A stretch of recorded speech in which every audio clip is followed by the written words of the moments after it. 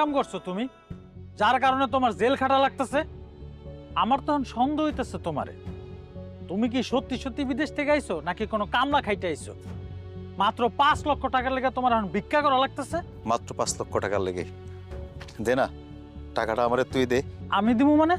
তোমার কি মনে হয় আমি কোটি কোটি টাকা কামাই? হ্যাঁ, আমার এমনি বয়স হইতেছে না, সামনে আমার বিয়ে শাদী করতে হইব, এতগুলো টাকা আমি কই পাবো?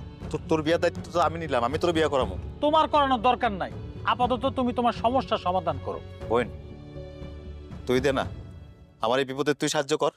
আমি কই পামু 5 লাখ টাকা? আর তোর দুলাভাইয়ের কাছে যদি আমি টাকা চাই, আমার না সংসার ভাঙা যাইব? তোর দুলাভাই না আমার বাড়ির থেকে বাই করে দিব? এমনি তোর দুলাভাই কইছে তোমার বিদেশি বাইরে থেকে যা টাকা নিয়ে আসো, আমি জমি কিনবো। তুই আনে টাকা যদি না দেস, আমি যদি খালি হাতে ফিরে যাই, তাহলে আমার কপালে কি হইব তুই এটা বুঝতে পারতেছস? থাক থাক থাক থাক, দরকার নেই। আব্বা, আপনি দেন। আরে নগদ এত টাকা আমি কই পাবো? জমি বেশি আমি আর টাকা দিতে পারবো না, কারণ এই জমি তোর একার না। তাছাড়া 10 বছর আগে তোর যে বিদেশে পাঠাইছি, এই জমি বেশি তো পাঠাইছি, আর জমি বেচুম না। আর একটা জিনিস আমি এখনো বুঝতে পারলাম না, এত টাকা তোর কি কারণে দরকার? গত 6 মাস আগে আমি ইমনরে মালয়েশিয়া নিলাম না। হ্যাঁ নিছো, কি হয়েছে? পরে মালয়েশিয়া যে কোম্পানিতে নিয়েছিলাম ওইখান থেকে সে পলাইছে।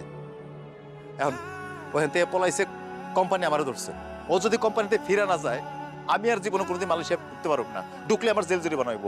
বাহ বাহ বাহ বাহ, কি সুন্দর গল্প।